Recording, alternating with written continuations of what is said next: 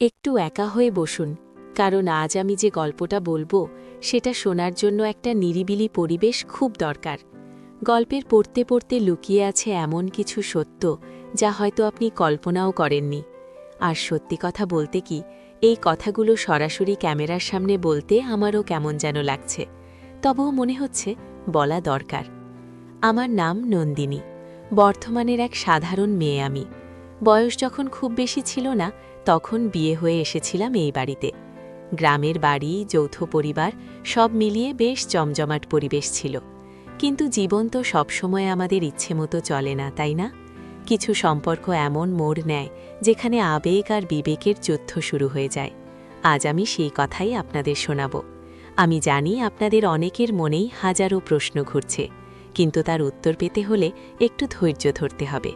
গল্পটা মন দিয়ে শুনলে হয়তো আপনার নিজের জীবনের কিছু অব্যক্ত প্রশ্নেরও উত্তর পেয়ে যেতে পারেন। আপনারা যারা আমার এই ভিডিও দেখছেন তারা সবাই আমার পরিবারের মতো, তাই আমি আপনাদের কাছে খোলা মনে কথাগুলো বলতে চাই। গল্পটা শোনার আগে শুধু একটা কথা বলবো, ভিডিওটা ভালো লাগলে লাইক করতে ভুলবেন না, আর অবশ্যই আমার চ্যানেলটি সাবস্ক্রাইব করে নেবেন, কারণ এমন অনেক কথা যা আমি কেবল আপনাদের সাথেই ভাগ করে নিতে চাই। আমার পরনে আজ একটা হালকা গোলাপি রঙের সুতির শাড়ি, আটপৌরে বাঙালি বউয়ের মতো, যেমনটা আপনারা আমাকে সবসময় দেখে এসেছেন। খোলা চুলটা কাঁধের দুপাশ দিয়ে নেমে এসেছে, কপালে একটা ছোট্ট টিপ। আমার চেহারা হয়তো তেমন চোখ ধাঁধানো নয়, তবে স্বামী বলতেন আমার হাসিটা নাকি সবার মন ভরিয়ে দেয়। আর শরীর, গ্রামে থাকার কারণে ঘরের কাজকর্ম, উঠোনে ছোটাছুটি সব মিলিয়ে একটা সুঠাম গঠন হয়েছে বটে। বয়স ৩০ পেরিয়েছে, কিন্তু অনেকেই এখনও আমাকে ২৫-এর বেশি ভাবে না। তবে আজ এই পোশাক আর এই সাধারণ চেহারার আড়ালে লুকিয়ে আছে এক অন্য আমি, এক অন্য গল্প। বিয়ে হয়েছিল আমার থেকে বছর ১০-এর বড় দেবাশিসের সাথে। দেবাশিস দাদার মতোই সরল আর ভালো মানুষ ছিলেন, কিন্তু তার মনটা সবসময় পড়ে থাকত তার ব্যবসায়। ভোরে চলে যেতেন, ফিরতে ফিরতে মাঝরাত। আমি একা থাকতাম দিনের বেশিরভাগ সময়। গ্রামের বাড়িতে কাজের চাপ তেমন ছিল না, শাশুড়ি মা আর ননদ আমার বেশিরভাগ কাজই করে দিত। তাদের স্নেহ আর ভালোবাসা পেতাম ঠিকই, কিন্তু স্বামীর সঙ্গ আর মানসিক আশ্রয়টা যেন অধরাই থেকে যেত। নতুন বউ হয়ে এসেছিলাম, কত স্বপ্ন ছিল, কত কথা বলার ছিল, কিন্তু দেবাশিস দাদাকে পাশে পেতাম না। আর এই একাকিত্বের সুযোগেই যেন অজান্তেই আমার জীবনে প্রবেশ করল দেবাশিসের ছোট ভাই, আমার দেওর অর্ক। অর্ক আমার থেকে বছর ২-এর ছোট ছিল, তখন কলেজে পড়ত। পড়াশোনার ফাঁকে ফাঁকে সারাদিন বাড়িতেই থাকত। প্রথম দিকে ভাই হিসেবেই দেখতাম ওকে। আমাকে দেখলেই হাসি মুখে এগিয়ে আসত, বৌদি কি করছো, কিছু লাগবে? তার এই সহজ সরল জিজ্ঞাসাগুলো আমার মন ছুঁয়ে যেত। দেবাশিস দাদা যখন আমাকে কোনোদিনও জিজ্ঞাসা করতেন না, তখন অর্কের এই সামান্য কৌতূহলও আমার কাছে খুব প্রিয় লাগত।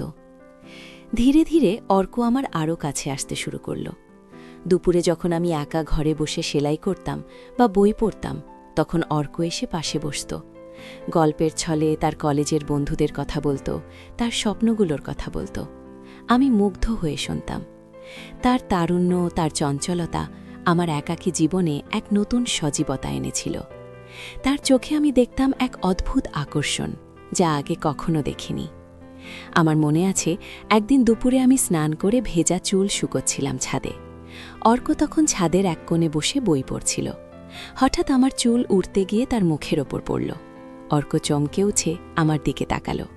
সেই দৃষ্টিতে ছিল এক গভীর ক্ষুধা, যা আমার শরীরের প্রতিটি কণা কাঁপিয়ে দিয়েছিল। আমার সারা শরীর যেন এক অন্যরকম অনুভূতিতে আচ্ছন্ন হয়ে গেল। আমি সেদিন দ্রুত নিচে নেমে এসেছিলাম, কিন্তু সেই দৃষ্টি আর সেই মুহূর্তটা আমার মন থেকে মুছতে পারিনি। এরপর থেকেই শুরু হলো লুকোচুরি। আমাদের চোখ কথা বলতে শুরু করল। রান্নাঘরে যখন আমি কাজ করতাম, অর্ক হয়তো কোনো কারণ ছাড়াই এসে দাঁড়াত। হয়তো একটা গ্লাসে জল চাইত, বা মাকে ডাকার নাম করে পাশে এসে দাঁড়াত।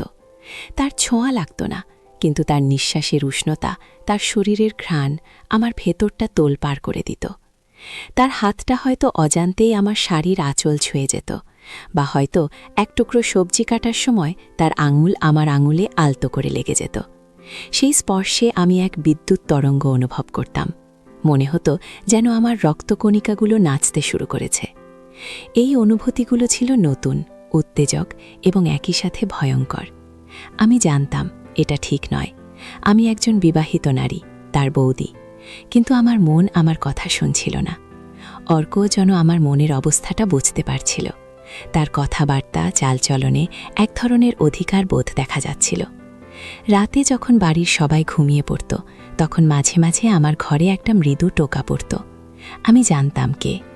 প্রথমে ভয় পেতাম, দরজা খুলতে দ্বিধা করতাম, কিন্তু তার নীরব অনুরোধ, দরজার আড়াল থেকে আসা সেই আবেগঘন চাহনি আমাকে দুর্বল করে দিত। একদিন রাতে আমি দরজা খুলতেই অর্ক ভেতরে এসে ঢুকল। ঘরের মৃদু আলোয় তার চোখ দুটো জ্বলছিল। সে কোনো কথা বলেনি, শুধু আমার হাত ধরে নিজের দিকে টেনেছিল। আমি প্রতিরোধ করিনি। আমার শরীর যেন এক অজানা আকর্ষণে তার দিকে ঝুঁকে পড়েছিল। সেই রাতে কথা হয়নি বেশি, শুধু গভীর শ্বাস প্রশ্বাস আর অব্যক্ত আবেগের বিনিময় হয়েছিল। আমি তার বুকে মাথা রেখেছিলাম, আর সে আমার মাথায় হাত বুলিয়ে দিচ্ছিল। সেই স্পর্শে ছিল ভালোবাসা, নির্ভরতা এবং এক নিষিদ্ধ আকর্ষণের মিশেল। এভাবে দিন কাটতে লাগল। আমাদের এই গোপন সম্পর্ক আরও গভীর হতে থাকল। অর্ক আমার দুর্বলতার সুযোগ নিতে শুরু করল। যখন আমি মনমরা থাকতাম, স্বামীর অবহেলায় কষ্ট পেতাম, তখন অর্ক আমার কাছে আসত। তার সান্ত্বনা, তার সহানুভূতি আমাকে আরও বেশি করে তার দিকে ঠেলে দিত। সে বলতো, বৌদি, তোমাকে এত দুঃখী দেখলে আমার বুক ফেটে যায়। দাদা তোমাকে বোঝে না, কিন্তু আমি বুঝি। আমি জানি তোমার কি চাই। তার এই কথাগুলো আমার কাছে অমৃতের মতো লাগত। সে আমার মনে এমন এক জায়গা করে নিয়েছিল যা আমার স্বামী কখনো নিতে পারেননি। তবে এই গোপন সম্পর্কে এক অদ্ভুত জটিলতা তৈরি হচ্ছিল। অর্ক মাঝে মাঝে এমন কিছু কথা বলতো যা আমাকে ভয় পাইয়ে দিত। সে বলতো, বৌদি, তুমি কি জানো আমি তোমাকে কতটা ভালোবাসি? আমি তোমাকে না পেলে বাঁচব না। তার এই ধরনের আবেগপ্রবণ কথাগুলো আমার উপর চাপ সৃষ্টি করত। আমি জানতাম এটা শুধু আবেগ নয়, এর পেছনে যেন এক ধরনের মানসিক নিয়ন্ত্রণ কাজ করছিল। সে আমাকে বোঝাতে চাইত যে এই সম্পর্ক থেকে আমি বেরিয়ে যেতে চাইলে সে নিজেকে শেষ করে দেবে। তার চোখে আমি এক ধরনের পাগলামি দেখতে পেতাম, যা আমাকে আরও বেশি করে আটকে ফেলছিল। সে আমার মানসিক দুর্বলতার সুযোগ নিয়েছিল। আমি তাকে বোঝানোর চেষ্টা করতাম যে এটা সম্ভব নয়, কিন্তু সে শুনত না। তার জেদ, তার আকর্ষণ আমাকে টানছিল গভীরে। আমাদের দেখা সাক্ষাৎগুলি আরও সাহসী হয়ে উঠছিল। ছাদে, গোয়ালঘরের পেছনে বা রাতের বেলায় রান্নাঘরে, যেখানেই একটু নিরিবিলি পরিবেশ পেতাম, সেখানেই আমরা একে অপরের কাছে আসতাম। প্রতিটি সাক্ষাতে আমাদের আবেগের বাঁধ ভাঙত। তার নিঃশ্বাস আমার নিঃশ্বাসে মিশে যেত, তার হাত আমার শরীরকে ছুঁয়ে যেত, আর আমি অনুভব করতাম এক চরম উত্তেজনার পারদ। আমরা জানি আমাদের সমাজ এই সম্পর্ককে মেনে নেবে না। ধরা পড়লে কি হবে সেই ভয়ে প্রতি মুহূর্তে আমার বুক কাঁপত।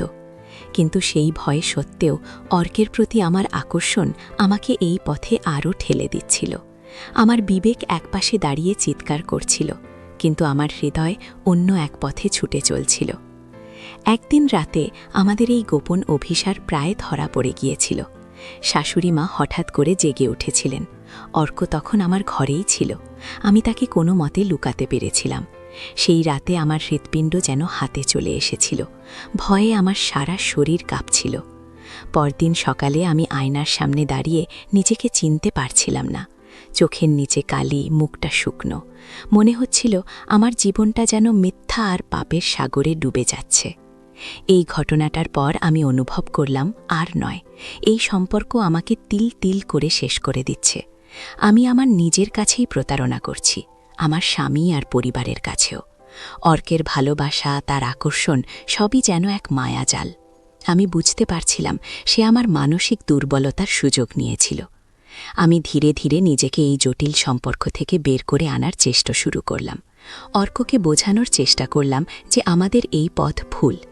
প্রথম দিকে সে রাজি হচ্ছিল না, কান্না করছিল, আমাকে ভয় দেখাচ্ছিল, কিন্তু আমি দৃঢ় ছিলাম।